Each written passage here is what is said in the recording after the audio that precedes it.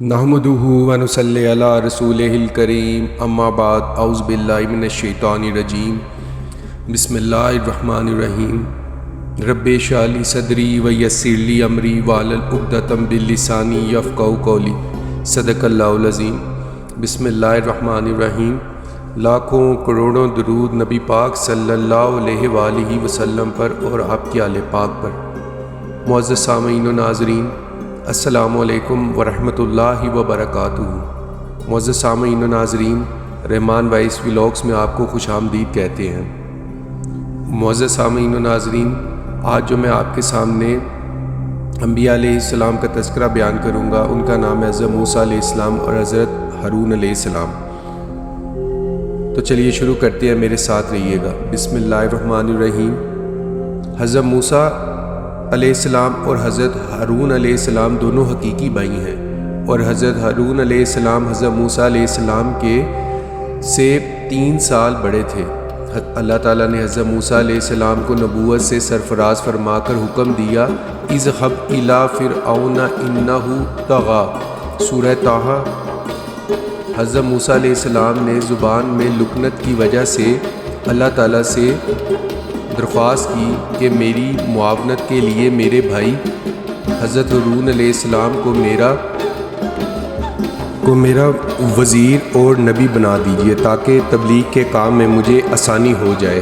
حضرت موسیٰ علیہ السلام کی درخواست پر حضرت ہارون علیہ السلام بھی نبی بنا دیے گئے اور حکم ہوا، اذهبا الی فرعون انہ طغی، سورہ طٰہٰ۔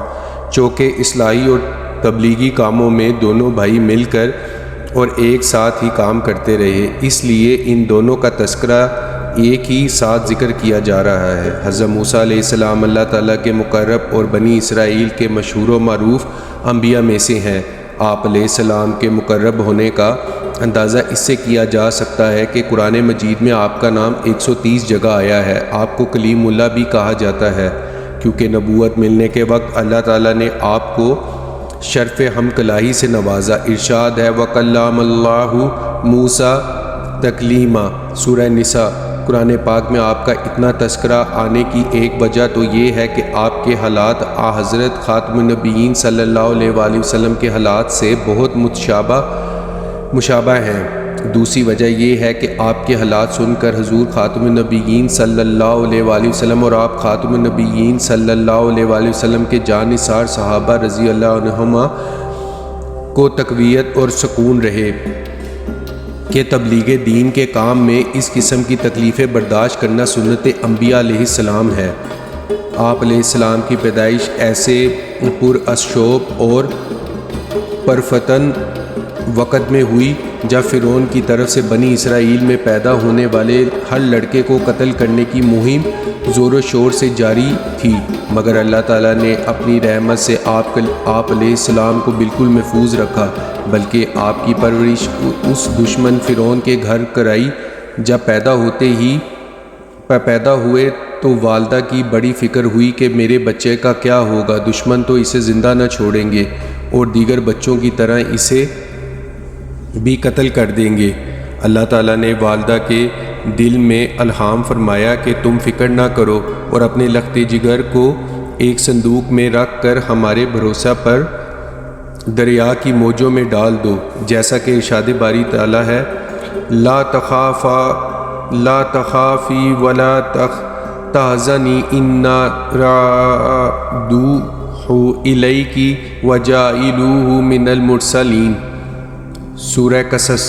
یہ بشارت خدا بندی سن کر والدہ نے بنام خدا اپنے بچہ موسیٰ کو دریا میں ڈال دیا۔ خدا کی قدرت دیکھیں، اس دریا سے ایک نہر فرعون کے محل میں جاتی تھی۔ صندوق بہتا ہوا فرعون کے محل میں پہنچ گیا۔ فرعون کی بیوی حضرت آسیہ رضی اللہ عنہما کی صندوق پر نگاہ پڑی تو حیران ہوئیں کہ یہ صندوق کیسا اور کس کا ہے اور کس طرح بہتا ہوا یہاں آ گیا۔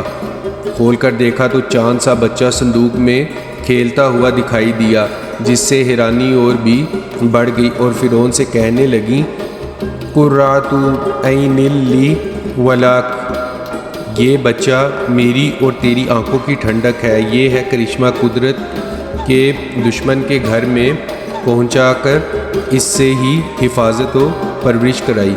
دوستو، یہ میں نے آپ کے سامنے حضرت موسیٰ علیہ السلام کی پیدائش کے بارے میں آپ کو بتایا۔ اگر میرا یہ ولاگ پسند آیا ہو تو میرے چینل کو ضرور لائک کیجئے، سبسکرائب کیجئے اور بیل کے آئیکن کو ضرور کلک کیجئے تاکہ میری نیکسٹ آنے والی ویڈیو کا نوٹیفیکیشن آپ کے تک بر وقت پہنچ سکے۔ اپنے عزیزوں کا، اپنے پیاروں کا، اپنے بہن بھائیوں کا خوب خیال رکھیے گا۔ اللہ آپ کا حامی و ناصر ہو۔ السلام علیکم ورحمۃ اللہ وبرکاتہ۔